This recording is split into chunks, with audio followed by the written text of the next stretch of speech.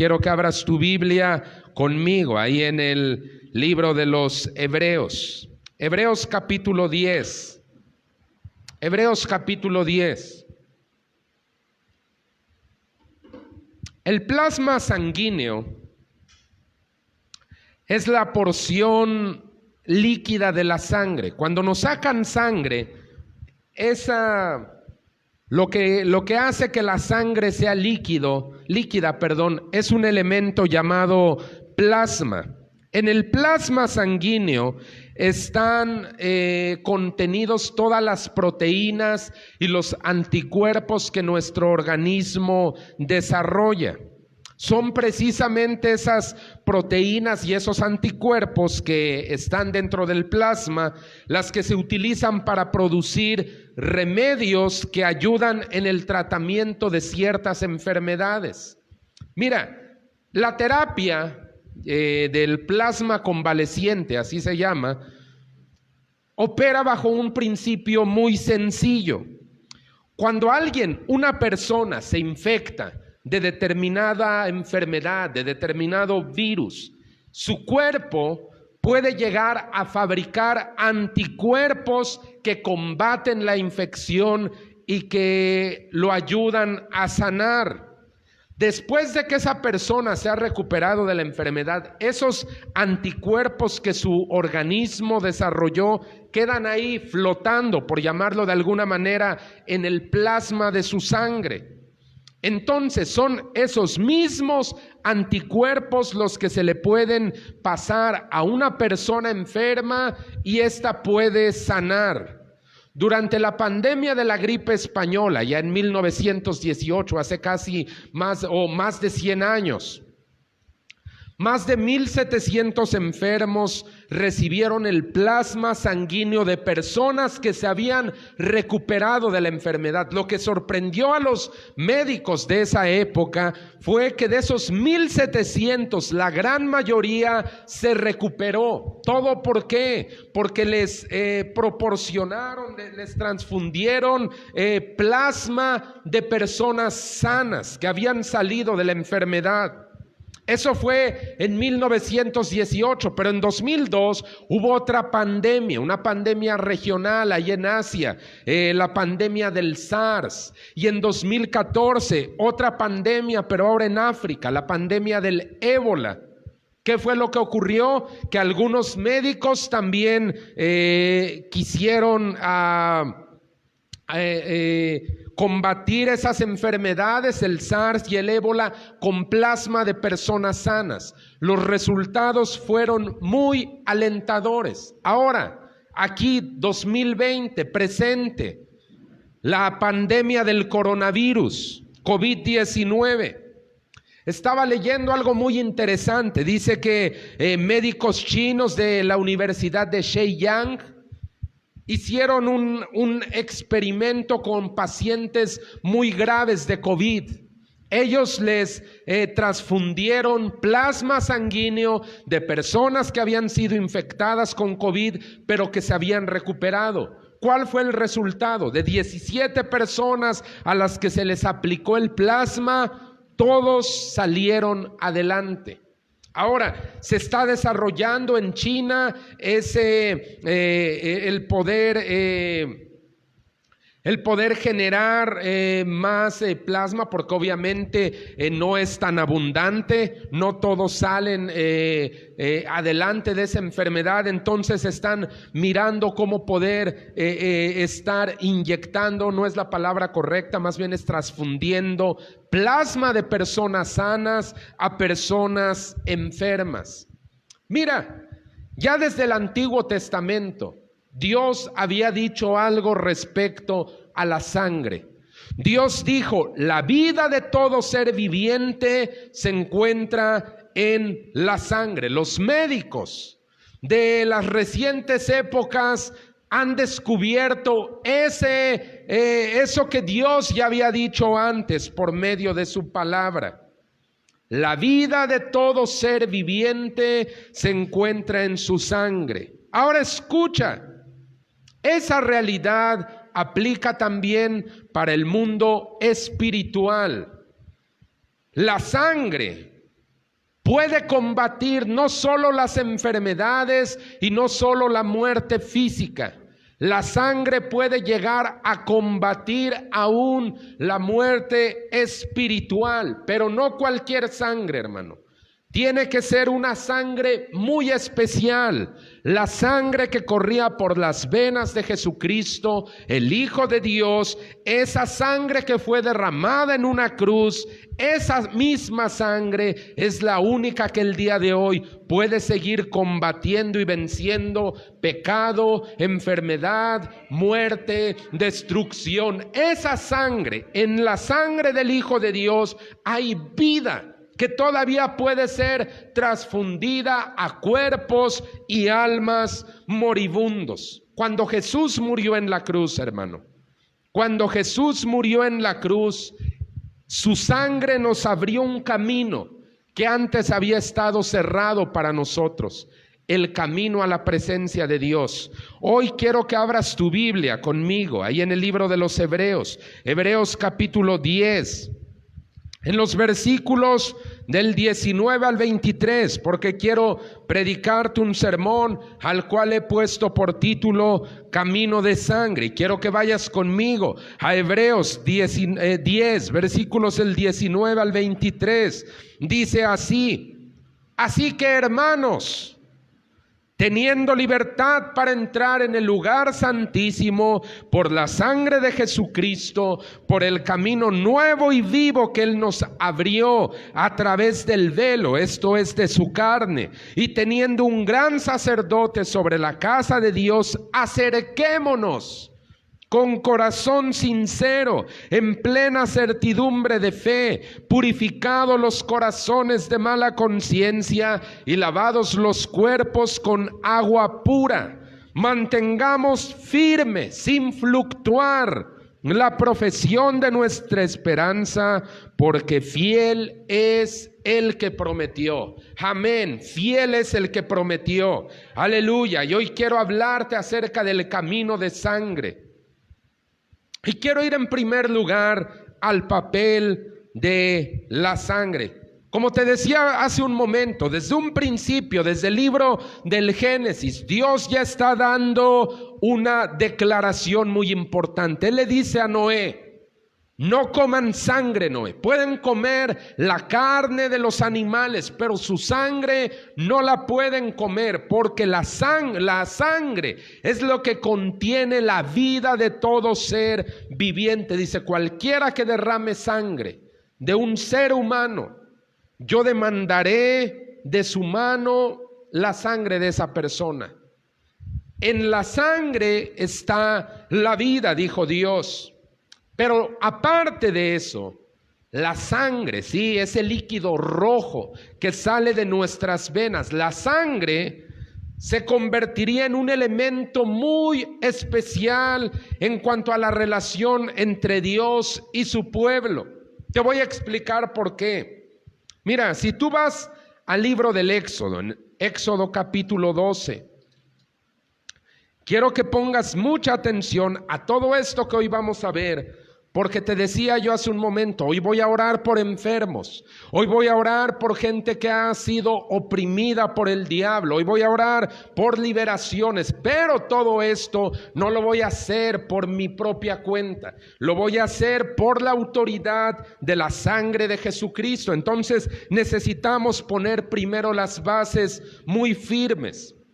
Si tú lees el libro del Éxodo, el capítulo 12, yo te voy a recomendar que lo leas completo ahí en tu casa. Ahí en Éxodo 12, la Biblia está narrando la liberación del pueblo de Israel por parte de Dios de la esclavitud en la que ellos vivían en Egipto. Tal vez tú conoces la historia y te acordarás cómo 9 plagas ya habían azotado a la nación de Egipto y el faraón nada más no dejaba ir al pueblo de Dios. Y Dios dijo: le voy a dar el golpe final.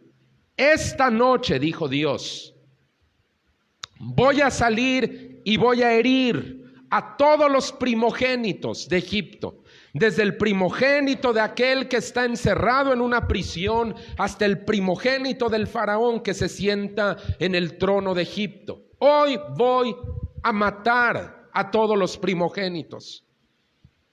Pero Dios le dio una instrucción a su pueblo, a la nación de Israel. Les dijo, miren, cuando el ángel de la muerte pase, y para que él no los toque ni les haga daño, ustedes deben hacer algo. Cada familia escójase un cordero. Pero ese cordero no va a ser un animal ordinario. Debe tener ciertas características. ¿Cuáles eran? 1, que fuera macho. 2, que no tuviera defectos. 3, que estuviera en la flor de su juventud. Ese cordero que cada familia iba a escoger de entre sus rebaños, iba a ser matado. Tenían que sacrificarlo, darle muerte, y la sangre que saliera de ese cordero, el padre vaciarla en un recipiente. Ahí debería vaciarse la sangre del cordero muerto. Ahora, una vez ahí, el padre de familia debería agarrar un manojo, un ramo de una hierba llamada hisopo. ¿Qué era lo que debería hacer? El padre de familia debería mojar las ramas de hisopo en la sangre que estaba ahí en ese recipiente y comenzar a untar los dinteles y los postes de su puerta. Ya sabes, tú tienes una puerta, estos son sus postes y la parte de arriba es el dintel. Entonces el padre de familia tomaba la sangre del cordero y comenzaba a marcarla. Ahora yo quiero que tú veas algo. Cuando el padre de familia está marcando sus postes y su dintel, ¿qué figura aparece ahí? Es una cruz. Hay una cruz que se está marcando en los postes y el dintel de las puertas. Dice Dios, cuando el ángel de la muerte pase y mire la mancha, mire la marca de sangre ahí, él pasará de largo y no los dañará. Entonces, la sangre representó para los israelitas en Egipto una señal de redención y de liberación. Acuérdate, ese día Dios los iba a sacar de su esclavitud. Ahora, no solo eso, hermano, la sangre derramada de un sacrificio también iba a servir como la señal de un pacto, como la firma de un contrato. Esa era lo que iba a representar la sangre. Quiero que vayas conmigo a Éxodo capítulo 24. Ahí el pueblo de Israel ya salió de Egipto, está en el desierto, van a tener una conferencia con Dios ese día. Y ese día Dios les va a mostrar cuáles son sus mandamientos. Se los va a dar a conocer, la gente va a oír. Quiero que vayas conmigo, Éxodo 24. Y Dios le dice, miren, israelitas, esto es mi pacto, pero vamos a firmar nuestro pacto. Éxodo capítulo 24, mira lo que está diciendo la palabra de Dios. Éxodo capítulo 24, versículos 3 en adelante, dice de esta manera. Vamos a verlo desde el 1 para que le agarremos más la onda. Éxodo 24 del 1 en adelante. Dijo Jehová a Moisés, sube ante Jehová tú y Aarón, Nadab y Abiú y 70 de los ancianos de Israel, y se inclinarán desde lejos. Pero Moisés solo se acercará a Jehová, y ellos no se acerquen, ni suba el pueblo con él. Y Moisés vino y contó al pueblo todas las palabras de Jehová y todas las leyes. Y todo el pueblo respondió a una voz y dijo, haremos todas las palabras que Jehová ha dicho. Y Moisés escribió todas las palabras de Jehová, y levantándose de mañana edificó un altar al pie del monte y 12 columnas según las 12 tribus de Israel, y envió jóvenes de los hijos de Israel, los cuales ofrecieron holocaustos y becerros como sacrificios de paz a Jehová. Versículos 6 y 7, pon mucha atención ahí. Y Moisés tomó la mitad de la sangre y la puso en tazones, y esparció la otra mitad de la sangre sobre el altar, y tomó el libro del pacto y lo leyó a oídos del pueblo, el cual dijo: haremos todas las cosas que Jehová ha dicho y obedeceremos. Versículo 8, entonces Moisés tomó la sangre y roció sobre el pueblo y dijo: he aquí la sangre del pacto que Jehová ha hecho con ustedes sobre todas estas cosas. Ahora ve lo que está sucediendo aquí. Dios y el pueblo están celebrando una alianza, un pacto, un convenio. Y para firmar ese pacto tuvo que derramarse sangre de becerros. ¿Qué es lo que sucede? La mitad de la sangre Moisés la esparce sobre el altar, y la otra mitad junta a toda la iglesia y comienza a rociarlos con esa sangre. Y dice: esta sangre es la señal del pacto que Dios ha hecho con nosotros. Entonces nota cómo ya desde el Antiguo Testamento la sangre tenía una relación muy especial entre los tratos de Dios con su gente. Eran una señal de redención, una señal de liberación, una señal de favor, pero al mismo tiempo una señal de pacto. Pero cada uno de esos detalles, hermano, un cordero macho sin defecto y en su juventud, era algo que estaba apuntando a lo que Jesucristo iba a hacer un día en la cruz del Calvario. La sangre rociada al pueblo para sellar el pacto de Dios con ellos apuntaba a lo que Jesús iba a hacer en la cruz del Calvario. ¿Te acuerdas que horas antes de ir a la cruz el Señor se reúne con sus discípulos y celebra lo que conocemos como la Cena del Señor? Y Él les dice: esta es la sangre del nuevo pacto, es mi sangre, del pacto nuevo que se está celebrando entre Dios y ustedes. Antes era un pacto solo con Israel. Ahora dice: mi sangre va a servir para sellar un pacto no solo con Israel, sino con todas las naciones del mundo, con cada hombre y mujer que quiera venir y formar parte de este pueblo. La sangre de Jesús, representada ya desde los sacrificios del Antiguo Testamento. Jesús tuvo que derramar su sangre para que tú y yo pudiéramos tener la libertad de llegar a Dios. Ahora escucha, quiero que tú te preguntes algo. ¿Por qué Jesús necesitaba derramar su sangre? ¿Por qué Él tenía que morir? ¿Alguna vez te has preguntado esto? Es una buena pregunta. ¿Por qué Jesús tenía que morir? ¿Por qué su sangre tenía que ser derramada? ¿Por qué? ¿Por qué su muerte tuvo que ser tan sangrienta?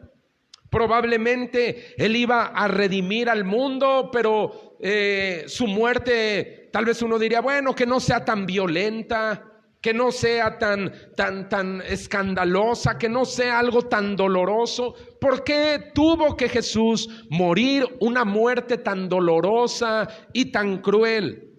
Te voy a decir por qué. Porque su sangre tenía que ser derramada. Cada gota de su sangre.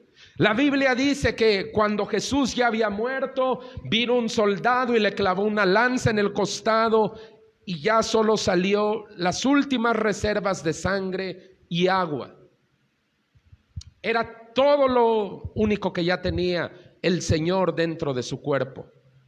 Jesús tuvo que derramar toda su sangre para abrirnos un camino que estaba cerrado para nosotros. Quiero que vayas conmigo al libro del Génesis, Génesis capítulo 3.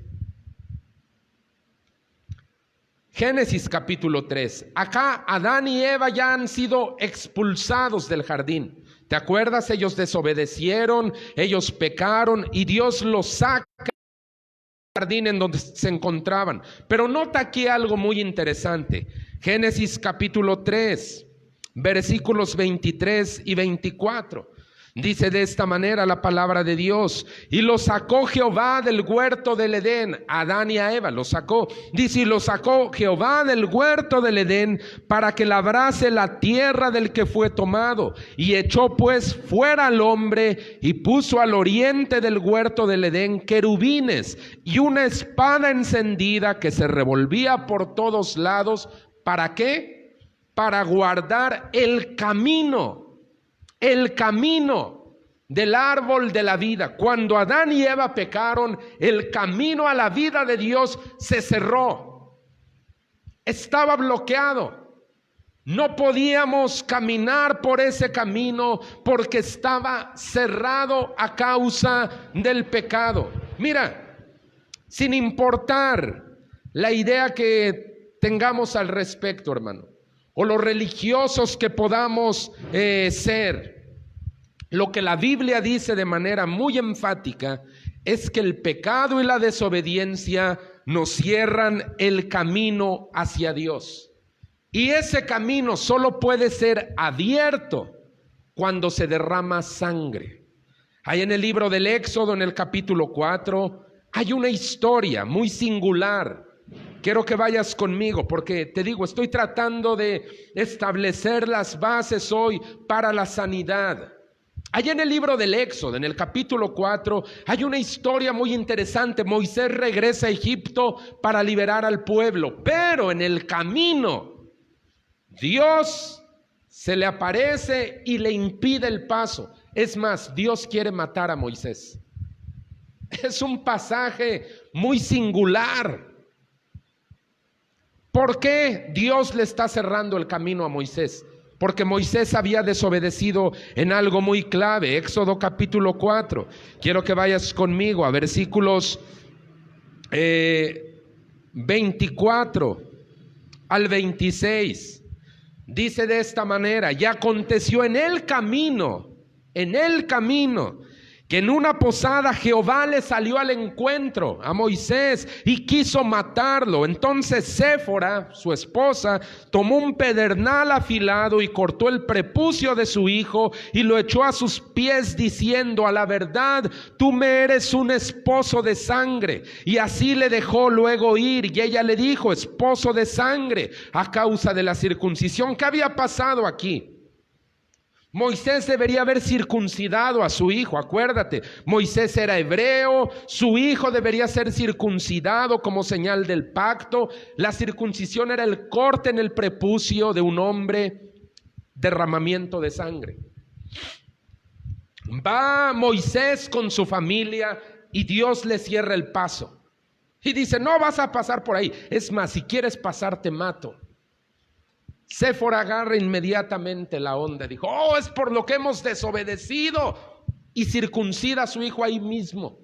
Sangre se derramó y Dios le dio el paso libre. Escucha, te dije, no importa lo religioso que seas, o no importa el concepto que tengas, el pecado y la desobediencia nos cierran el camino a Dios, y ese camino no puede ser abierto si antes no se derrama sangre.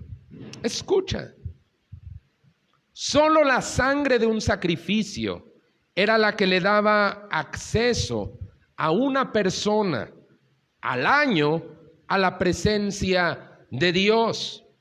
El sitio en donde la presencia de Dios habitaba y en el Antiguo Testamento era conocido como el lugar santísimo.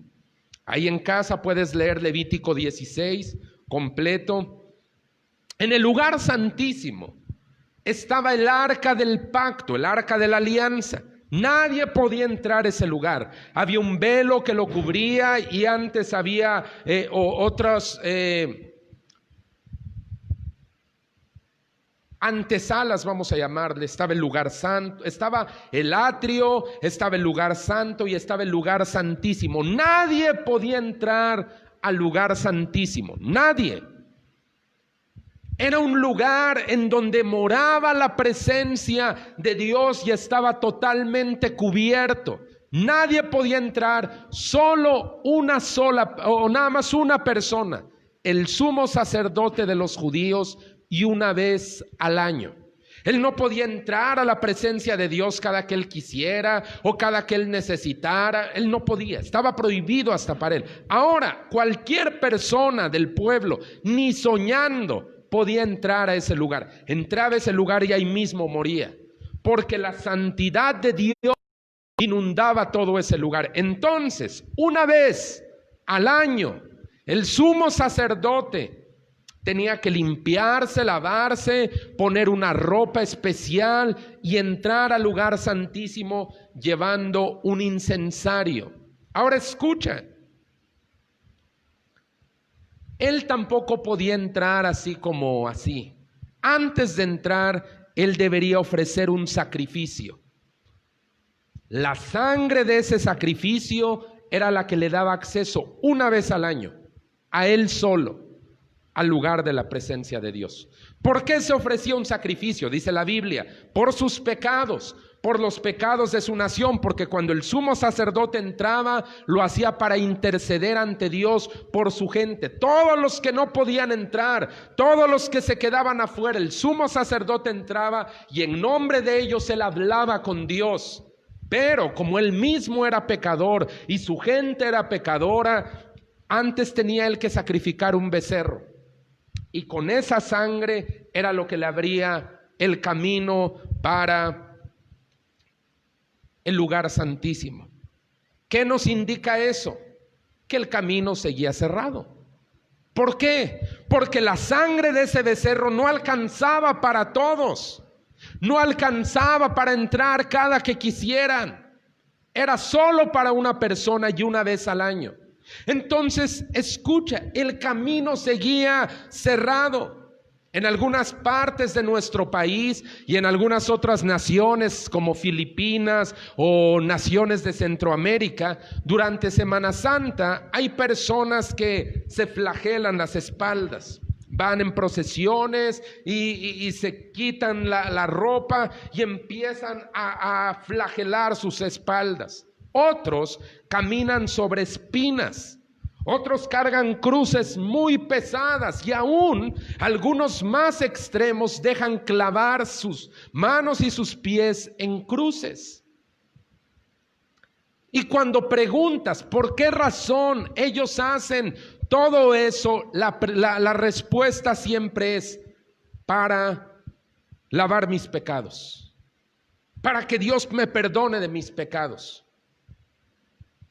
Se oye bien, pero es un sufrimiento inútil. Ni toda la sangre que esa gente derrame o que cualquiera de nosotros derrame alcanza para borrar un solo y el más chiquito de tus pecados. Nada, así te dejes matar ahí mismo. No sirve. Así de, no, voy a desangrarme, voy a sufrir. Dice, porque quiero, yo he leído, más bien he mirado entrevistas, conocí gente en el pasado que decían eso, yo voy a salir en la procesión y voy a golpearme, voy a cargar, o voy a salir de tal papel porque quiero que Dios me perdone mis pecados. No, esa sangre es inútil. La sangre de los becerros, de los corderos, de las vacas, de los toros, era inútil. ¿Sabes qué era lo que hacían? En el Antiguo Testamento dice que cubrían el pecado. Como cuando le pones tierra a un cadáver, solo lo cubres. Pero no desaparece la putrefacción, no desaparece la muerte, solo hay un cubrimiento. Todavía el problema sigue ahí abajo. Entonces, la pregunta con la que comencé hace un momento era, ¿por qué Jesucristo tuvo que morir de una manera tan violenta y tan cruel? Porque Él nos estaba abriendo un camino. Ponte a pensar en esto. Los golpes, las heridas, las bofetadas, los azotes sobre su espalda, los clavos en sus manos y en sus pies, la lanza Todos esos instrumentos que abrieron su carne, que derramaron su sangre, eran los instrumentos que Dios estaba utilizando para abrirnos y pavimentar el camino de vuelta a Él. Cuando Jesús murió, dice la Biblia, que el velo del templo se rasgó de arriba abajo. Dios había aceptado el sacrificio. El lugar al cual el sumo sacerdote podía entrar una vez al año, ahora se abría de par en par. El velo se había rasgado del templo.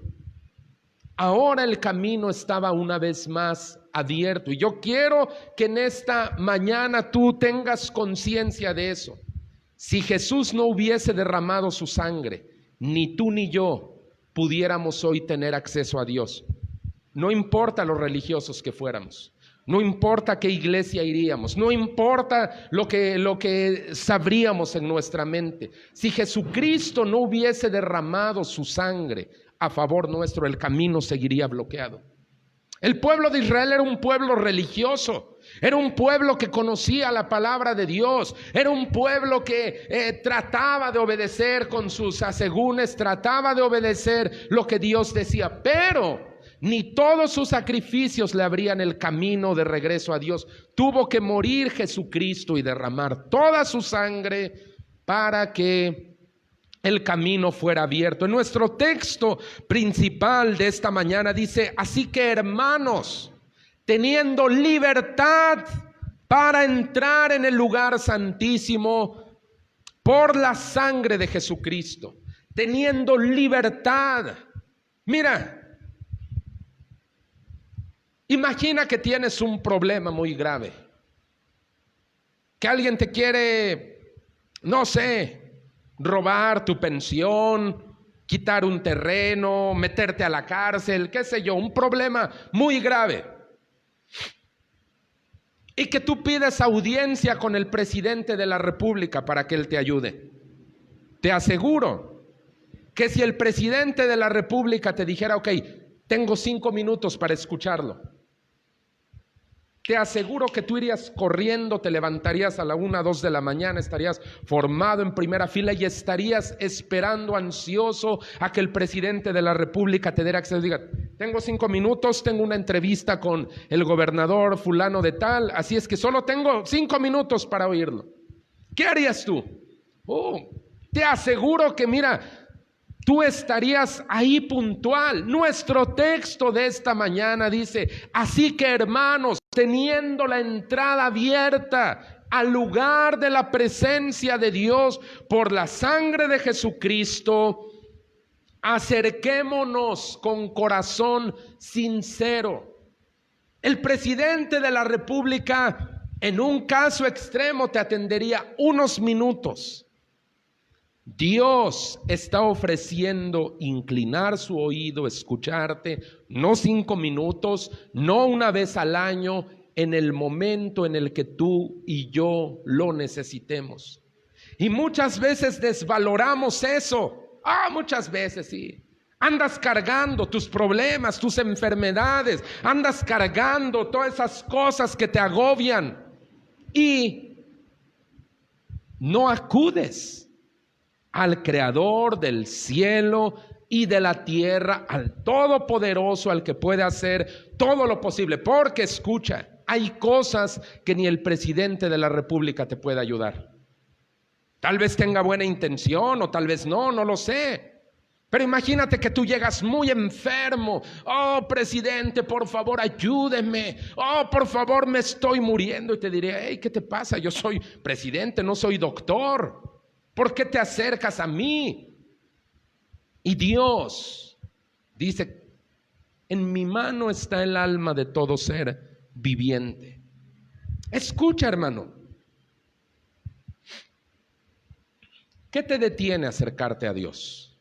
¿Qué te detiene a entrar al lugar santísimo? ¿Qué? ¿Te sientes sucio, pecador, indigno? Seguramente lo eres. Y también yo.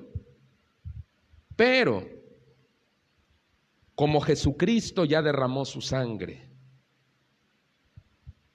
cuando Dios nos ve como lo ve a Él, limpios, inocentes, santos. Cuando el ángel de la muerte pasaba por Egipto y miraba la marca de sangre en esa puerta, él miraba, decía, no, aquí no voy a entrar. Mira,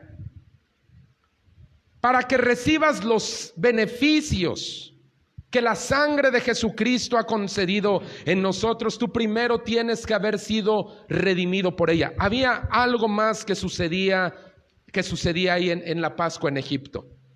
Dios le dijo que la familia se quede dentro de la casa. No salgan, quédense dentro de su casa, para que cuando el ángel mire esa mancha, todos los que estén adentro estén a salvo. Bien. ¿Tú quieres ser beneficiado por lo que la sangre de Cristo conquistó? Tienes que estar dentro de la casa. ¿De la casa de quién? De la casa de Dios. Tú necesitas ser redimido para ello. Un cristiano es alguien redimido. ¿Qué es redimido? ¿Qué es redención? Mira, en la antigüedad, cuando la Biblia se escribió, una persona podía comprar esclavos y hacer con ellos lo que quisiera. Podía matarlos si él quería a golpes, podía dejarlos sin comer, podía ponerlos a trabajar hasta que se murieran, podía ser gente muy cruel y la ley lo protegía porque decía, es su esclavo, le pertenece. Es como cuando tú te compras un carro y vas y lo chocas y le pegas y nadie te puede decir nada, dices, mi carro. Bien, así sucedía, pero cuando una persona se compadecía de un esclavo, por el trato tan cruel que él recibía, él iba y lo compraba ante los magistrados. Le decía, yo quiero redimir a ese esclavo. Ok, el magistrado le decía, tienes que pagarle una compensación a esta persona. Y la persona que redimía compraba al esclavo. Ahora escucha.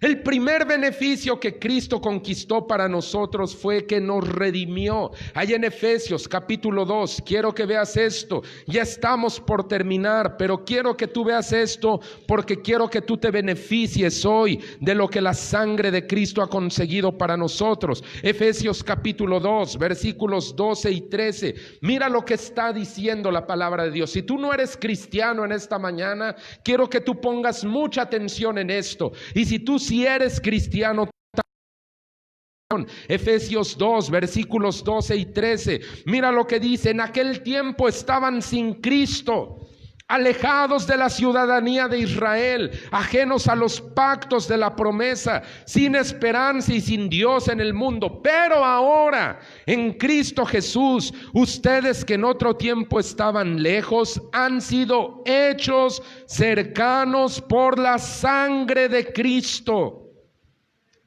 Han sido hechos cercanos, estaban lejos, no conocían el camino. Pero la sangre de Cristo, dice el apóstol Pablo, los ha hecho cercanos. Pero eso no es todo. Quiero que veas los versículos 18 y 19 de ahí mismo. Mira lo que dice esta mañana. Porque por medio de Él, o sea de Jesús, los unos y los otros, ¿qué dice ahí? Tenemos entrada por un mismo espíritu al Padre. Así es que ya no son extranjeros ni advenedizos, o sea, arrimados, en pocas palabras es lo que quiere decir esa palabra, sino conciudadanos de los santos y miembros de la familia de Dios. La sangre que Jesús derramó en la cruz nos ha hecho ya no enemigos, ya no extraños, ya no gente que por ahí nomás anda acercando, nos ha hecho miembros de la familia de Dios, nos ha hecho herederos de todas las bendiciones del reino de los cielos, nos ha hecho herederos. Mira, la sangre de Jesús ha comprado todos los tesoros y bendiciones de los que hoy gozamos y de los que gozaremos en la eternidad. Todas las cosas que tú y yo gozamos, un don del Espíritu Santo, una bendición, una sanidad, un milagro, una oración contestada, no es a causa tuya ni a causa mía, es a causa de la sangre que Cristo derramó y que nos abrió el camino a Dios. Esto es una locura para la gente del mundo. Los judíos, cuando los cristianos hablaban de un Salvador crucificado, para los judíos eso era un tropezadero, era algo insensato. Para los griegos era una tontería. Para nuestro mundo materialista, narcisista, el hablarles de un Salvador crucificado derramando su sangre es una necedad. Pero para nosotros, los que creemos, Cristo crucificado es poder de Dios y sabiduría de Dios. Aleluya, gloria a Cristo, amén. En términos contables, financieros, se le llama solvencia a la capacidad de pago que tiene una persona. Cuando dicen fulanito de tal es solvente, es que él tiene los recursos necesarios para pagar sus deudas. La sangre de Jesucristo nos hace solventes, hermano. ¿Qué necesitas hoy? ¿De qué tienes hoy necesidad? ¿De salvación? ¿De paz? ¿De liberación? ¿De gozo? ¿De sanidad? Todo esto ha sido ya pagado y comprado por la sangre de Jesús. Todo lo que un cristiano necesita en esta vida presente y en la vida futura ha sido comprado con la sangre de Jesucristo. Cuando el profeta Isaías tuvo una revelación de lo que la sangre de Jesús iba a conseguir para nosotros, él lo expresó de esta manera, y con esto cierro. Quiero que vayas conmigo, Isaías 53. Quiero que el Espíritu Santo el día de hoy, en este momento, te esté hablando, porque aquí está la clave de todo lo que necesitarás en este mundo y todo lo que necesitarás para el futuro. Isaías 53, versículos 3 al 5. Con esto quiero cerrar en esta mañana. Isaías 53, del 3 al 5.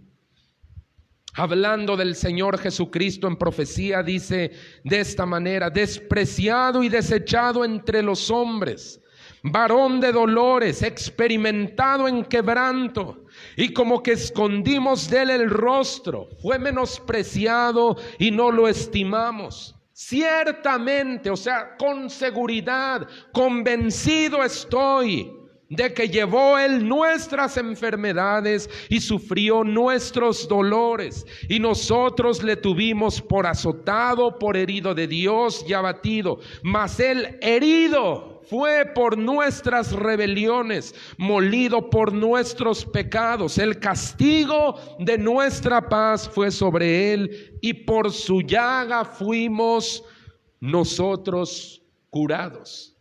Esto es lo que consiguió la sangre de Jesús. Por eso es que él tuvo que sufrir una muerte tan violenta, tan cruel y tan sanguinaria, porque él estaba comprando todo eso: tu paz, la paz que hoy te hace falta, la sanidad que hoy te hace falta, el perdón que hoy te hace falta, la redención que hoy te hace falta, la herencia que hoy necesitas. Todo eso tuvo que ser cargado en el cuerpo, en la carne del Hijo de Dios. Por esa razón, cuando el velo se rasgó, ya no hay necesidad de presentar ofrendas o sacrificios de animales. Ya no hay necesidad de derramar más sangre para acercar a Dios. La sangre de Jesucristo nos abre camino para llegar al Padre, al lugar santísimo, en el momento en el que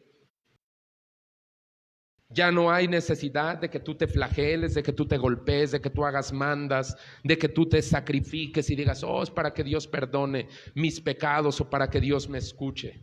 Nada de eso sirve. La sangre del Cordero de Dios que quita el pecado del mundo es la única que el cielo acepta como moneda suficiente para pagar esto. Quiero que le des un aplauso a Jesús. Quiero que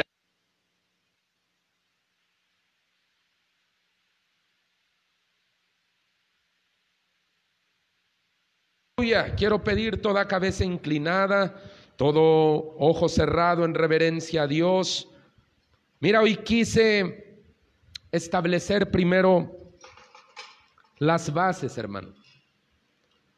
Quise establecer primero las bases Porque hoy quiero orar por enfermos, por gente atribulada, por gente que no encuentra paz, por gente que necesita liberación. No vengo en mi propia, no vengo en mi propia autoridad. Hey, amigo, tú que estás ahí, ven, pasa, pasa. Necesitas escuchar de Cristo. En el nombre de Jesús, pasa a este lugar y guarda compostura. La sangre de Cristo es la única que te puede hacer libre. Tal vez tú no tienes hoy paz en el corazón. Tal vez tú has estado batallando con enfermedad desde hace tiempo. Tal vez sientes esa opresión en tu espíritu. Tal vez tú tienes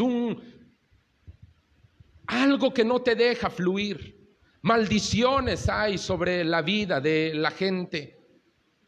Porque muchas veces estamos ajenos a los caminos de Dios. Pero la solución en esta mañana es la sangre de Jesús. La sangre de Jesús ha alcanzado para comprar el perdón de tus pecados, la sanidad de la enfermedad, la liberación de una esclavitud, de una atadura, el quebrantamiento de una maldición. Hoy yo quiero hacer esto. Quiero que ahí en donde tú te encuentres, si tú no tienes hoy a Cristo en tu corazón, si tú no tienes a Cristo en tu corazón, quiero que hagas esta oración junto conmigo, pero que la hagas con sinceridad. No importa qué tan grande, qué tan grave sea tu pecado. No importa cuánto la hayas regado en el pasado. Si tú hoy de verdad quieres tener ese camino abierto nuevamente con Dios, haz esta oración junto conmigo y hazla de todo tu corazón. Quiero que repitas estas palabras después de mí. Padre, en el nombre de tu Hijo Jesús, hoy vengo delante de ti pidiéndote perdón por esa vida que he llevado, por los pecados que he cometido. Hoy clamo, Señor, la sangre de Jesucristo que fue derramada en la cruz, que hoy me haga libre, que hoy me haga santo para ti. Hoy quiero pedirte que tú vengas a mi corazón, que tú te conviertas en mi Señor, en mi Salvador. Hoy tómame como un hijo tuyo. Hoy ruego, Señor, en el nombre de Cristo, que tú me perdones y me hagas aceptable. Gracias por enviar a Jesucristo, tu Hijo, a morir por mí. Gracias porque Él ha resucitado, gracias porque Él reina, gracias porque Él vive para siempre y porque un día yo viviré para siempre junto con Él. Te alabo, Señor. Amén. Amén. Aleluya. Puede levantar su rostro, abrir sus ojos. Bien, si usted ha hecho esa oración, le felicito, le doy gracias a Dios, espero que se ponga en contacto con nosotros. Pero quiero hacer algo más en esta tarde. Probablemente usted esté enfermo, del cuerpo o del alma. Probablemente usted ha estado sintiéndose oprimido por Satanás, al punto que llega a escuchar voces, al punto que llega a tener pensamientos suicidas, pensamientos que atentan contra la vida de otra gente, sufre pesadillas, no encuentra paz. Bueno, usted necesita la libertad de los hijos de Dios. Para que esto ocurra, necesitamos apropiarnos de ello. Jesús ya lo compró, ya está a nuestro alcance. Ya pagó, tú no tienes que pagar absolutamente nada por eso, no tienes que hacer una manda, un sacrificio. Cristo ya hizo todo lo que se necesitaba para que tú y yo pudiéramos gozar de eso. Esa enfermedad que ha carcomido tu cuerpo, esa pesadumbre que ha estado afligiendo tu alma, Jesucristo ya pagó por todo eso. ¿Quieres ser libre tú en esta mañana? Si es así, y si hay gente en este lugar, en esa condición, yo quiero que se pongan de pie. Si es que hay algún enfermo o algún oprimido por el diablo en esta mañana dentro de este lugar. Bien. ¿Hay en casa? ¿Hay alguna persona así? Tú que nos estás escuchando. Quiero que te pongas de pie, que te acerques ahí a la pantalla. La pantalla no te va a curar, la pantalla es algo por medio del cual nos ves, pero quiero que me oigas atentamente. Quiero que te pongas ahí de pie frente a donde tú estás. Y voy a orar por los que están aquí y por los que están allá. Yo no los voy a sanar. Yo no los voy a liberar. Jesucristo que vive en mí es el que los va a sanar y el que los va a liberar. Y Jesucristo vive en ti si es que tú hoy has recibido al Señor en tu corazón. Él es el que ha hecho todo posible. Así es que voy a... Gloria a ti. ¿Cómo está, hermana Gloria? Bien. Le voy a pedir un favor. En cuanto pueda, vaya con el médico y que le hagan un nuevo análisis de glucosa. Hágalo, vaya y confíe. Dijo el escritor de Hebreos, acérquense confiadamente. Usted confíe y no abrace ya las cadenas. Ya no las abrace. Han sido rotas. Abrace más bien a Cristo, el Salvador. Y usted, persona que nos está escuchando allá, si usted tiene un testimonio o si usted necesita ir a checarse con un médico, ya le dije, yo no soy el que lo sanó. Ha sido Jesucristo. Hace poco vimos a un hombre que había sido sanado que fue sanado de diabetes. Así es que tenemos todo esto como algo seguro y certero. Vamos a despedirnos en esta hora. Vamos a darle gracias a Dios por estas cosas y vamos a orar. Padre, en el nombre de Jesús, hoy te alabamos, Señor, y te bendecimos, Rey de Reyes y Señor de Señores. Gracias por la sangre derramada en la cruz. Gracias por lo que nos ha comprado, por sanidad, redención, liberación, perdón de pecados, vida eterna, Señor. Hoy te pido, bendice a mis hermanos, a mis hermanas, llévanos en paz y permítanos estar de vuelta en tu casa en la tarde, en el nombre de Jesús. Amén. Que Dios le bendiga. Gloria a Dios.